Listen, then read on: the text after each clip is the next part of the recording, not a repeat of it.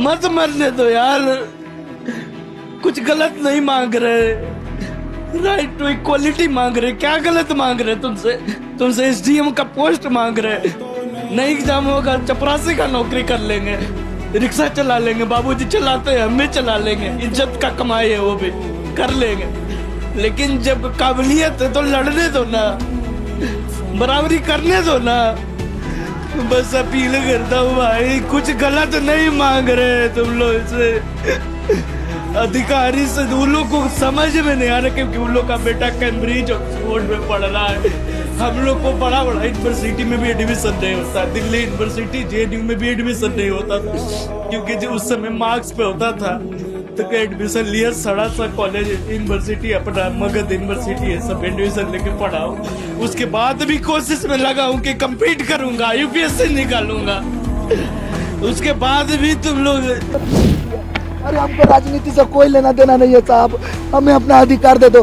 हम कहते मत करवा रही एग्जाम, फेयर जांच करवा लो साहब, जांच भी नहीं करवाते। रामांशु सर भी आपके साथ हैं, देखिए बने हुए हैं, क्या देख सकते हैं भाई है तो ऐसी परीक्षा कोई आदमी हमको हॉस्पिटल पहुंचवा दीजिए, कोर कमिटी कोई आदमी हॉस्पिटल पैर में पूरा चोट है, यहाँ डंडा से यहाँ मारा गया, देख लीजिए।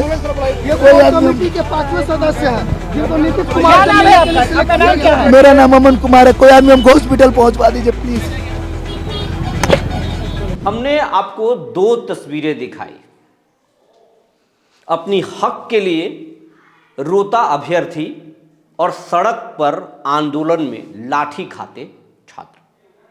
आपको इन दोनों को फर्जी, काल्पनिक और भ्रामक मानना है, क्योंकि सरकार का यही मानना है, आयोग का यही मानना है।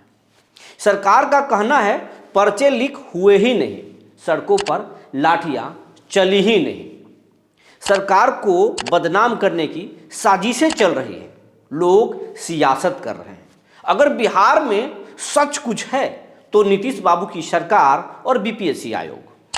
सड़कों पर हक मांगते अभ्यर्थी फर्जी हैं और सरकार को बदनाम करने की साजिश कर रहे हैं। आयोग और आपकी सरकार जो भी कह रही है नीतीश बाबू, लेकिन क्या ये सच है? अपनी अंदर आत्मा से पूछिए। सड़कों पर रोते हुए इन अभ्यर्थियों को, दर्द को देखिए, इनकी आंसुओं को पढ़िए। क्या कह रहे हैं इनके आंसू?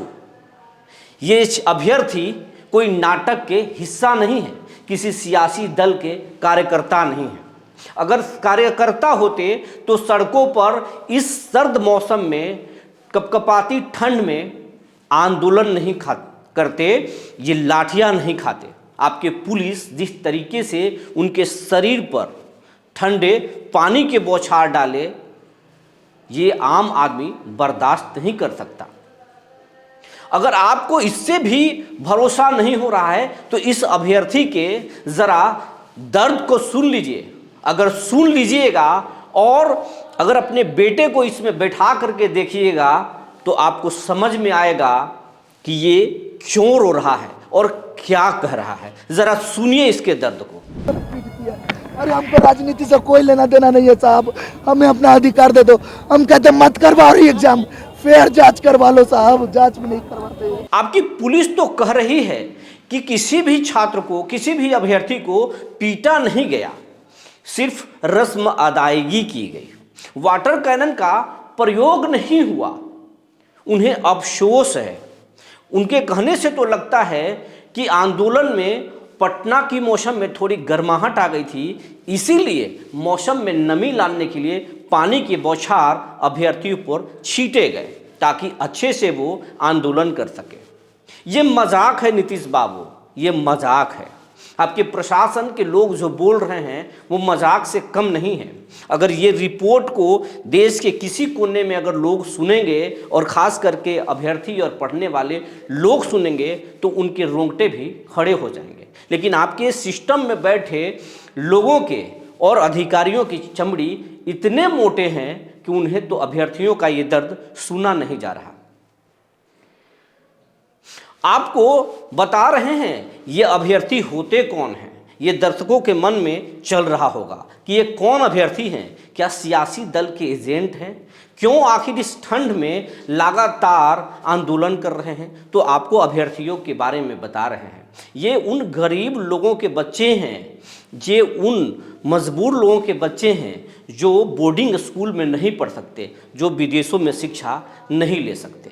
ये लाचार हो जाते हैं स्कूलिंग पास करने के बाद, मैट्रिक और इंटर करने के बाद ये पटना चले आते हैं। कोई ग्रेजुएशन के बाद पटना आता है, और जब वो आता है अपने घरों से अपने बाप की जमा पूंजी लेकर जब आता है, या खेत के पैसे लेकर आता है, बेच कर लेकर आता है, तो वो सीधे पटना आता है और किसी आलीशान बंगलों में उसकी ज़िंदगी नहीं कटती, बल्कि 10 बाई 10 के कमरों में उसका ज़िंदगी सिमट जाता है और वही उसका दुनिया हो जाता है। उसके घर में रोजाना एक ही कुकर में दाल भात और आलू पकता है, और वो इसलिए नीतीश बाबू क्योंकि पैसे और वक्त दोनों कम खर्च होते हैं और यही उसकी ज़िंदगी का हिस्सा होता है। और वो इसीलिए करता है कि आपके सिस्टम में उसको एक छोटी सी नौकरी मिल जाए, और इसीलिए इस ठंड में ये अभ्यर्थी डटे हुए हैं। लेकिन फिलहाल ये नौकरी इन्हें रुला रहा है। क्या इन्हें इंसाफ मिलेगा या नहीं मिलेगा, ये तो आपको ही तय करना है। लेकिन फिलहाल अभ्यर्थियों के इस आंदोलन से नेताओं के, सियासी दलों के और कोचिंग संचालकों की दुकानें खूब चल रही है। लेकिन अब देखना ये होगा कि सिस्टम के अंदर आत्मा जगता है या नहीं, अभ्यर्थियों को इंसाफ मिलता है या नहीं, ये तो आने वाला वक्त बताएगा। लेकिन ये आंदोलन सरकार पर भारी न पड़ जाए, इस पर विचार जरूर करना चाहिए।